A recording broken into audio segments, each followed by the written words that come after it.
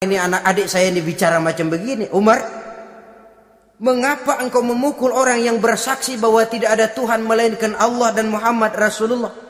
Mengapa engkau pukul orang yang mengikuti kebenaran, menerima hidayah dari Allah?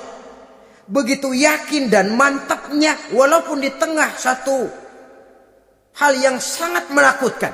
Siapa yang tidak takut orang Quraisy berhadapan dengan Umar bin Khattab yang dikenal sebagai singa padang pasir pada waktu itu? Malahan dia termasuk salah seorang jagoan. Di tradisi masyarakat jahiliyah itu ada satu pasar yang namanya pasar Ukaz. Tiap tahun di pasar itu diadakan pesta. Pertama pertandingan syair.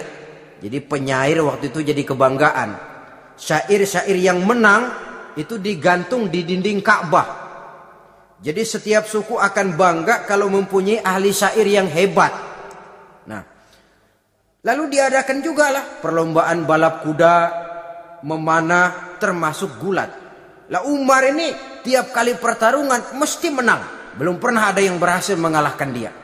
Jawara. Saudara-saudara, mendengar adiknya begitu mantap hatinya.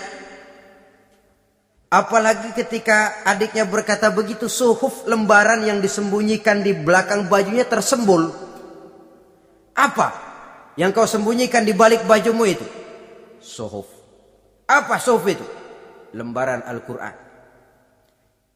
Coba saya lihat. Enggak boleh. Kenapa? Kamu kotor. Orang kotor tidak boleh megang Quran. Saya mau lihat. Enggak boleh. Kalau kamu mau lihat, mandi dulu. Diturutinya permintaan adiknya itu. Lalu diambilnya suhuf tadi. Dia baca. Kebetulan ayat yang dibacanya ayat pertama dari surah Toha yang berlanjut dengan ayat 14 pada surah yang sama. Dia baca, Bismillahirrahmanirrahim.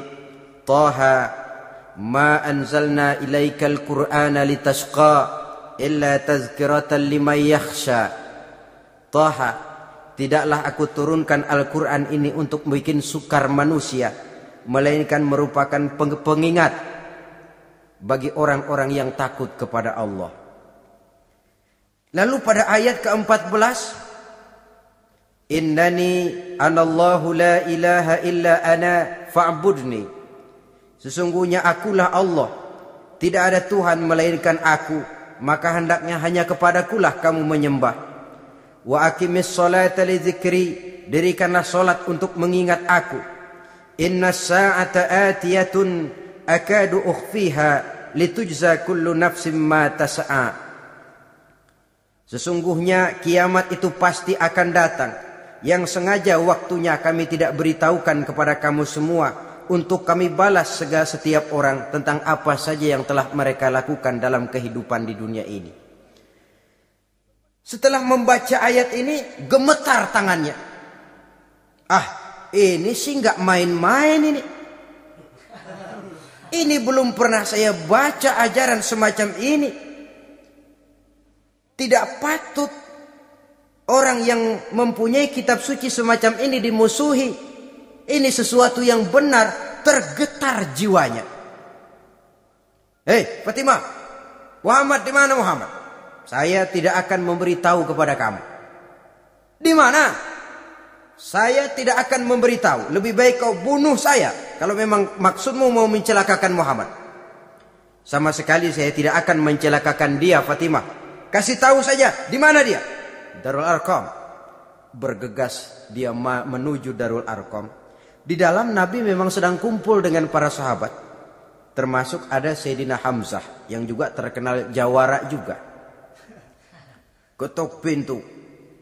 Ketuk pintu. Siapa di luar? Umar. Di dalam ini geger sebagian sahabat. Umar datang ini pasti bencana. Umar datang, wah, kalau istilah kampung, kerok dan urusan.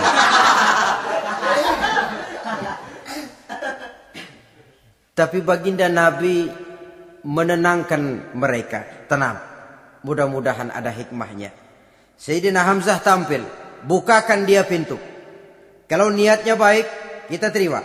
Kalau niatnya tidak baik, saya paling depan. Dibukakan pintu.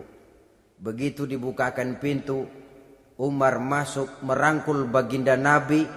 Kemudian dengan tersendat, asyhadu an la ilaha illallah wa asyhadu annaka ya Muhammad Rasulullah.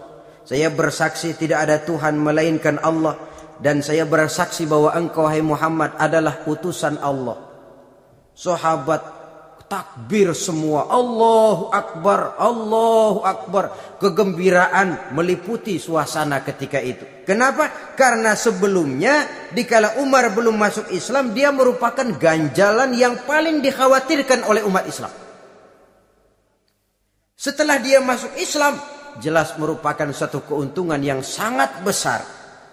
Dan dia tertarik kepada Islam bukan karena bujuk rayu orang, tidak karena diberikan harta, tidak karena diiming-iming oleh kedudukan tinggi, tapi karena kebenaran, hidayah menembus hatinya melalui wasilah ayat dalam surah Thaha yang dibacanya melalui suhuf yang dipegang oleh adiknya tadi.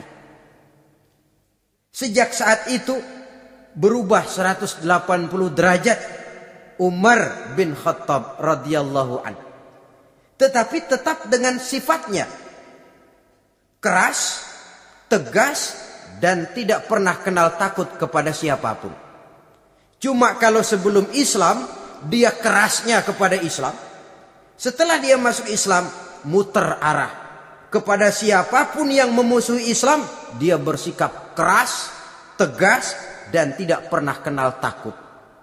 Bahkan setelah beliau masuk Islam, satu hari ketika di Darul Arqam kumpul-kumpul, waktu itu Nabi belum berdakwah secara terbuka karena pengikut masih sedikit. Sayyidina Umar usul, ya Rasul, ada apa Umar? Alasna alal haq fi mamatina wa mahyana.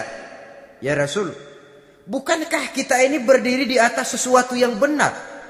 Bukankah mati kita, hidup kita untuk melaksanakan sesuatu yang benar?